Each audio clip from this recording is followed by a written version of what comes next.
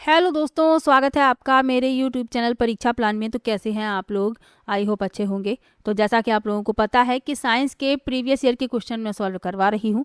पिछले वीडियो में मैंने 2017 वाला पेपर लिया था। मैंने शुरुआत 2022 वाले पेपर से की है, यानी लास्ट जो आपका यूपी टेट का पेपर हुआ है वहाँ से मैंने शुरुआत की है और उल्टे क्रम में मैं सॉल्व करवा रही हूँ। पिछले वीडियो में 2017 वाला पेपर लिया था। आज जो पेपर मैं लेकर आई हूँ ये दिसंबर 2016 वाला पेपर है। तो चलिए वीडियो को शुरू करते हैं। वीडियो देखने के बाद यदि आपको अच्छा लगे, हेल्पफुल लगे तो वीडियो को लाइक और शेयर कीजिएगा, और यदि आप चैनल पर नए हैं तो चैनल को सब्सक्राइब कर लीजिए। तो चलिए शुरू करते हैं आज के वीडियो को। और इसके पहले वाली वीडियो यदि नहीं देखी है तो देख लीजिए, क्योंकि आप लोगों को प्रीवियस ईयर के क्वेश्चन तो पढ़ना बहुत ही ज़्यादा जरूरी है। चलिए आज के वीडियो को शुरू करते हैं।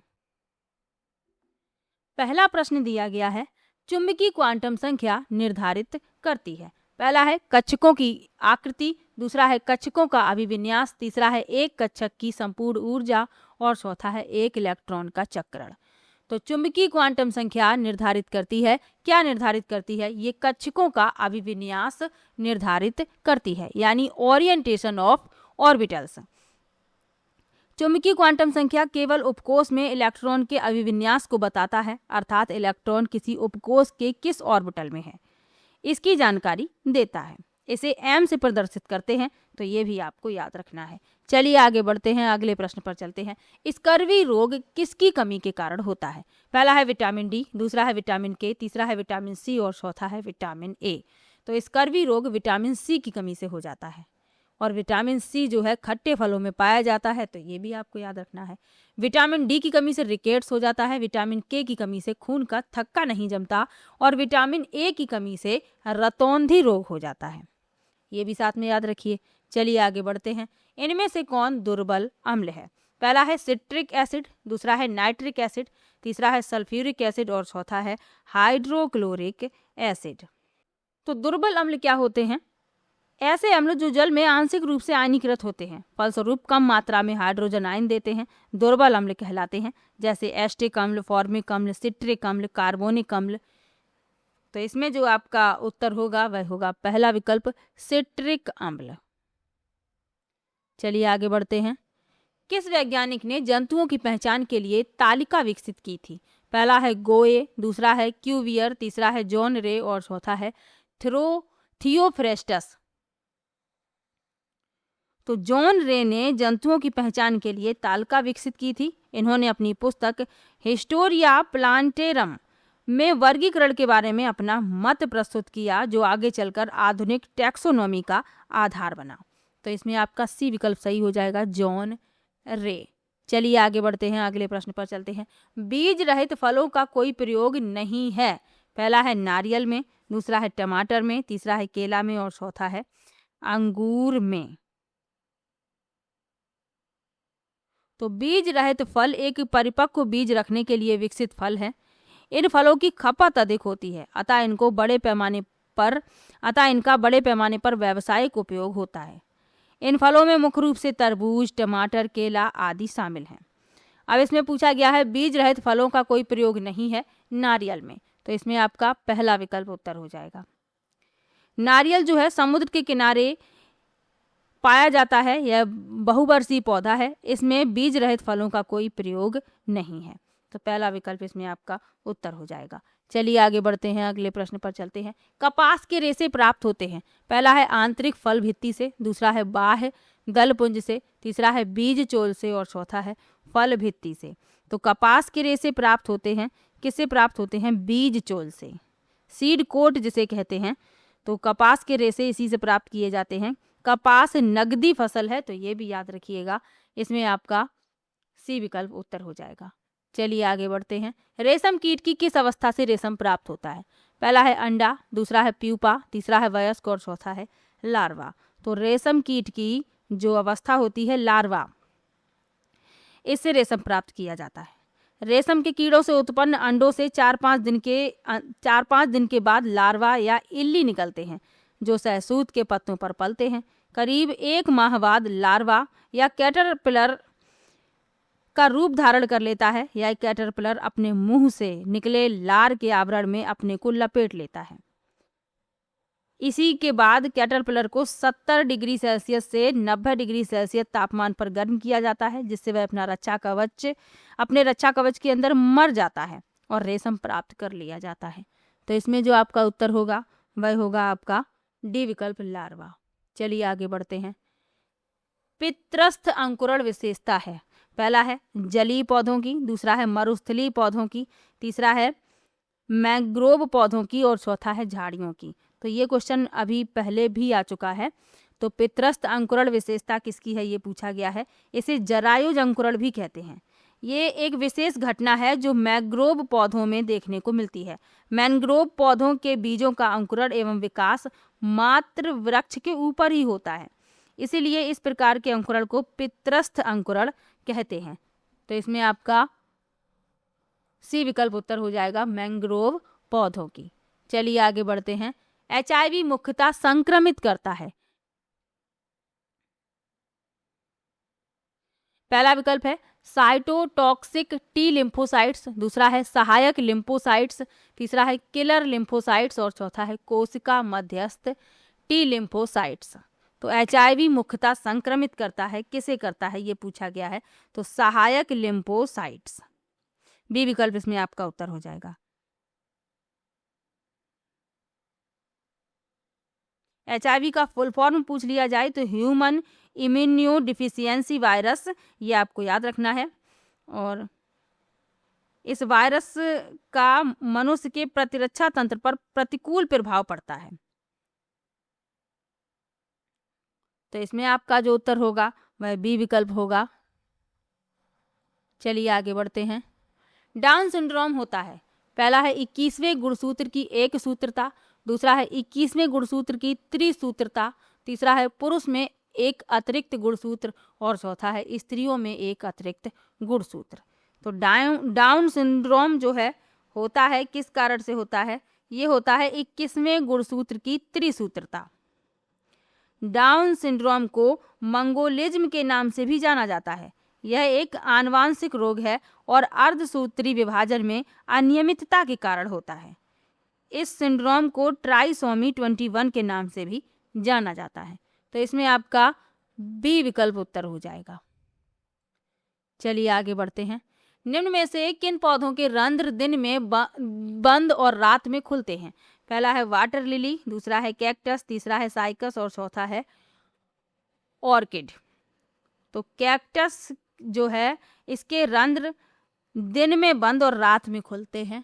तो इसमें आपका बी विकल्प उत्तर हो जाएगा, कैक्टस। चलिए आगे बढ़ते हैं। प्रकाश संश्लेषण की क्रिया को किस समीकरण द्वारा दर्शाते हैं। तो इसमें कौन सा समीकरण प्रकाश संश्लेषण की क्रिया को दर्शा रहा है। प्रकाश संश्लेषण क्या है, सूर्य के प्रकाश की उपस्थिति में पेड़ पौधों की पत्तियों द्वारा जल और कार्बन डाइऑक्साइड का उपयोग करके क्लोरोफिल की मदद से भोजन का निर्माण करना प्रकाश संश्लेषण कहलाता है। इसे निम्न समीकरण द्वारा करते हैं प्रदर्शित। बी विकल्प इसमें आपका उत्तर हो जाएगा, 6CO2 + 12H2O = C6H12O6 + 6O2 + 6H2O। B विकल्प उत्तर होगा। चलिए आगे बढ़ते हैं, अगले प्रश्न पर चलते हैं। शिक्षण कौशल के एकीकरण का अर्थ है। पहला है एक पाठ में सभी शिक्षण कौशलों का प्रयोग करना, दूसरा है एक पाठ में उपयुक्त शिक्षण कौशलों का चयन करना, तीसरा है एक पाठ में अधिक शिक्षण सामग्री का प्रयोग करना और चौथा है उपरोक्त कोई नहीं। तो शिक्षण कौशल के एकीकरण का अर्थ क्या है। एकीकरण का अर्थ है एक पाठ में उपयुक्त शिक्षण कौशलों का चयन करना। बी विकल्प इसमें आपका उत्तर हो जाएगा। चलिए आगे बढ़ते हैं, अगले प्रश्न पर चलते हैं। कौन सा स्तर भावात्मक पक्ष का नहीं है। पहला है प्राप्त करना, दूसरा है संगठन, तीसरा है मूल्य स्थान और चौथा है विश्लेषण। तो शिक्षण के भावात्मक पक्ष में कौन कौन शामिल है। प्राप्त करना, जवाब देना, मूल्यांकन, संगठन, विश्लेषीकरण। अब इसमें जो शामिल नहीं है वह है आपका विश्लेषण। डी विकल्प उत्तर हो जाएगा। चलिए आगे बढ़ते हैं। पाठ योजना में सबसे पहले क्या निर्धारित किया जाता है। पहला है उद्देश्य, दूसरा है प्रणाली, तीसरा है पाठ वस्तु और चौथा है गृह कार्य। तो सबसे पहले उद्देश्य निर्धारण किया जाता है, पहला विकल्प उत्तर हो जाएगा उद्देश्य। चलिए आगे बढ़ते हैं। प्रकृति के लिए विज्ञान की मान्यता है, पहला है संभाव्यता, दूसरा है वास्तविकता, तीसरा है अंतरिम और चौथा है अनिश्चय। तो प्रकृतिवादियों ने वैज्ञानिक शिक्षा पर विशेष बल दिया है। उनके सिद्धांत में शिक्षा का उद्देश्य प्रकृति को जानना है। इसमें विज्ञान को वास्तविक माना गया है। तो इसमें आपका बी विकल्प उत्तर हो जाएगा वास्तविकता। चलिए आगे बढ़ते हैं, अगले प्रश्न पर चलते हैं। सृजनात्मक छात्र की विशेषता है, पहला है वैचारिक लचीलेपन का अभाव, दूसरा है जिज्ञासु, तीसरा है समस्याओं से अनभिज्ञ और चौथा है बुद्धि का अभाव। तो जो सृजनात्मक छात्र होते हैं वे जिज्ञासु होते हैं, उन्हें जानने की इच्छा होती है। बी विकल्प इसमें आपका उत्तर हो जाएगा और ऐसे बालक प्रश्न भी अधिक करते हैं। बी विकल्प उत्तर है। अगला प्रश्न है, निकाय के ताप में परिवर्तन 50 डिग्री सेल्सियस है, केल्विन स्केल पर ताप में परिवर्तन है।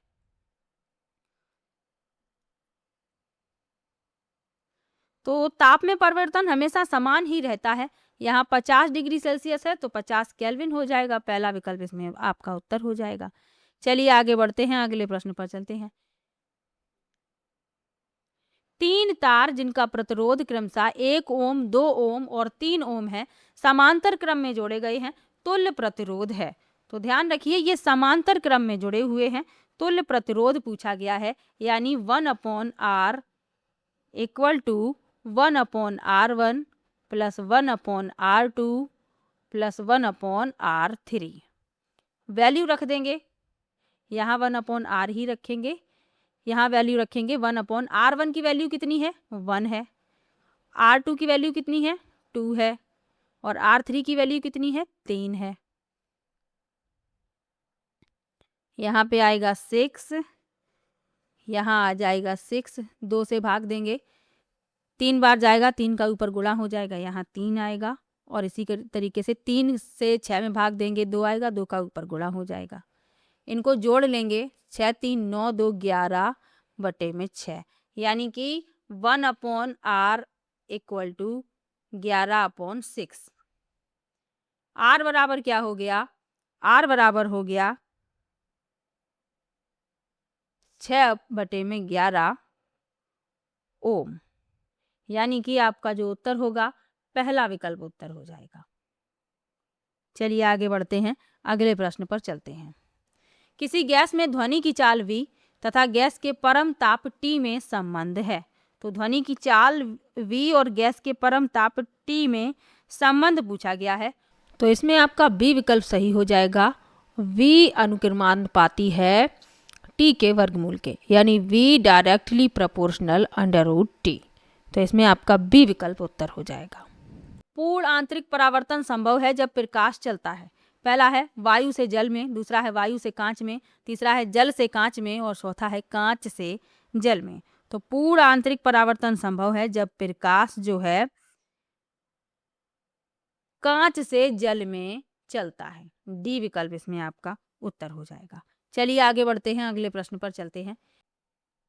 अगला प्रश्न दिया गया है, m द्रव्यमान के एक कण का संवेग p है, इसकी गतिज ऊर्जा होगी। तो गतिज ऊर्जा यानी कि काइनेटिक एनर्जी क्या होती है, 12 mv²। ये समीकरण 1 डाल दिया क्योंकि अभी इसकी जरूरत पड़ने वाली है।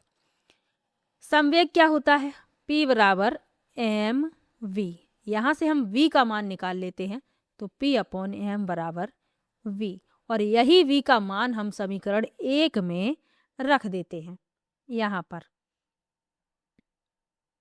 काइनेटिक एनर्जी बराबर 12 mv की जगह पर रख देते हैं p/m का स्क्वायर, 1/2 m p²/m²।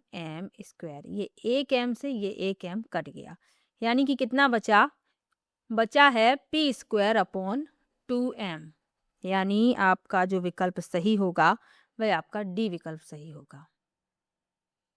चलिए आगे बढ़ते हैं। प्रतिरोध R वाले किसी प्रतिरोधक तार के सिरों का विभवांतर नियत करने पर तार में उत्पन्न ऊष्मा अनुकिरपाती होगी, अनुकिरमानुपाती होगी। तो इसमें जो आपका उत्तर होगा वह सी विकल्प होगा 1/e। चलिए आगे बढ़ते हैं। लॉजिक चिन्ह प्रदर्शित करता है। तो ये लॉजिक चिन्ह क्या प्रदर्शित कर रहा है? ये एंड गेट का गणितीय रूप है जो बूलियन व्यंजक कहलाता है। तो इसमें आपका पहला विकल्प उत्तर हो जाएगा, एंड गेट। चलिए आगे बढ़ते हैं।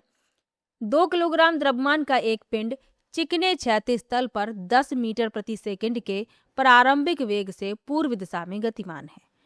पिंड पर 10 न्यूटन का एक समान बल उत्तर दिशा में कार्य करता है। 2 सेकंड बाद पिंड का अंतिम वेग होगा।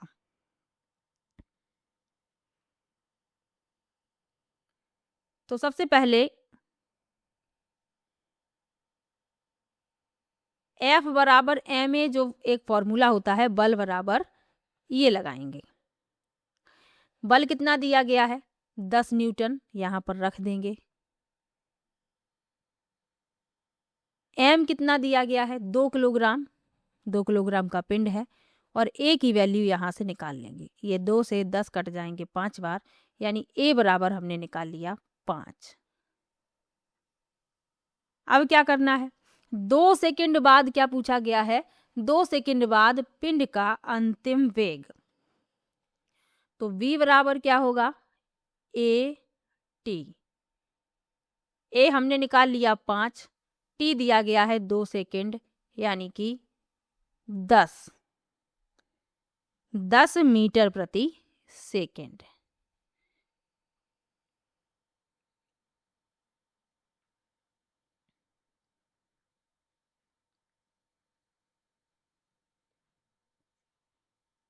तो चाल हमने निकाल ली। अब हम परिणामी चाल निकालेंगे। परिणामी चाल कैसे निकालेंगे? एक चाल हमें दी गई थी 10 मीटर प्रति सेकंड, इसका वर्ग, प्लस एक चाल हमने निकाली है इसका वर्ग। इसको हल करेंगे तो हमें इतना मिल जाएगा। तो 2 विकल्प तो कट गए, 2 विकल्प बचते हैं। अब और क्या समझना है? अब हमें कोण और पता चल जाए तो हम विकल्प से उत्तर अपना निकाल सकते हैं।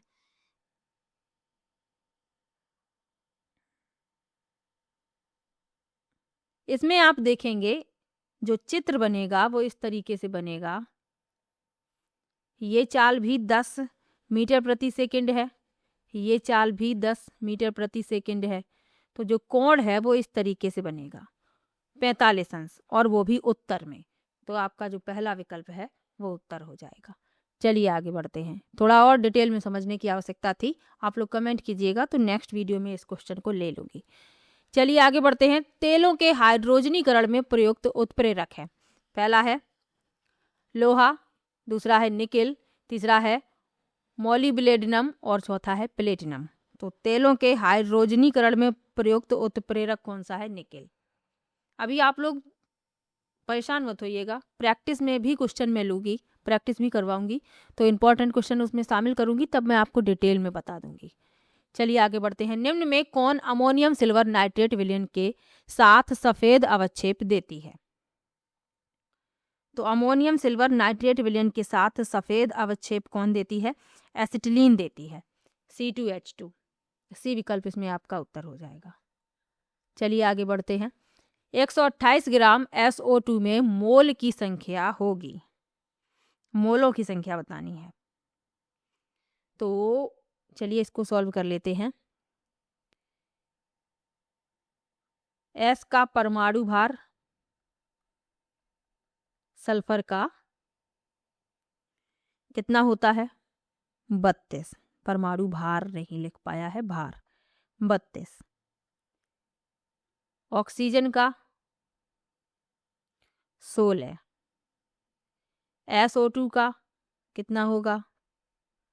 32 प्लस 16 गुणा 2,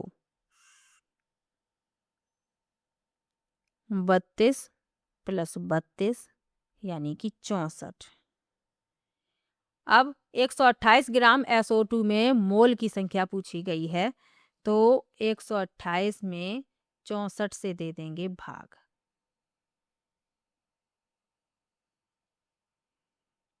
कितना आएगा? 2 बार ये कट जाएगा, यानी 2 मोल। बी विकल्प इसमें आपका उत्तर हो जाएगा। क्या गया है, आयरन पेंटाकार्बोनिल में आयरन की ऑक्सीकरण संख्या बतानी है। चलिए इसको हल कर लेते हैं। आयरन की क्या बतानी है? ऑक्सीकरण संख्या।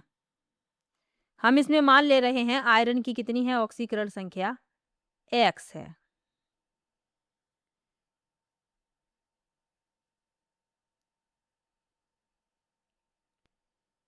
इक्वल करेंगे 0, F की जगह पर रखेंगे x, आयरन की जगह पर जो आयरन की ऑक्सीकरण संख्या हमने कितनी मानी है? x मानी है। CO की होगी 0 इक्वल 0। अब इसकी 0 क्यों होगी?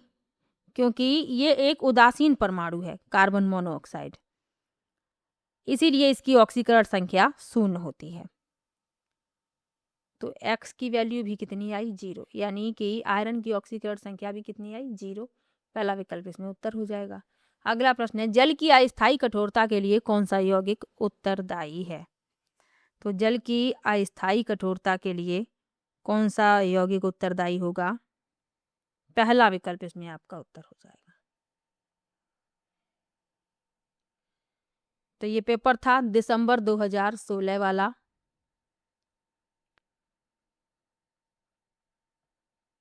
तो साइंस के क्वेश्चन मैंने सॉल्व करवा दिए हैं। ये जो मुख्य पीडीएफ थी, जो आपकी मेन पीडीएफ थी क्वेश्चन पेपर की, वो धुंधली थी, तो ये मैंने क्वेश्चन सभी टाइप किए, उसके बाद मैं इनको लेकर आती हूँ ताकि आप लोगों को स्पष्ट दिखाई दे।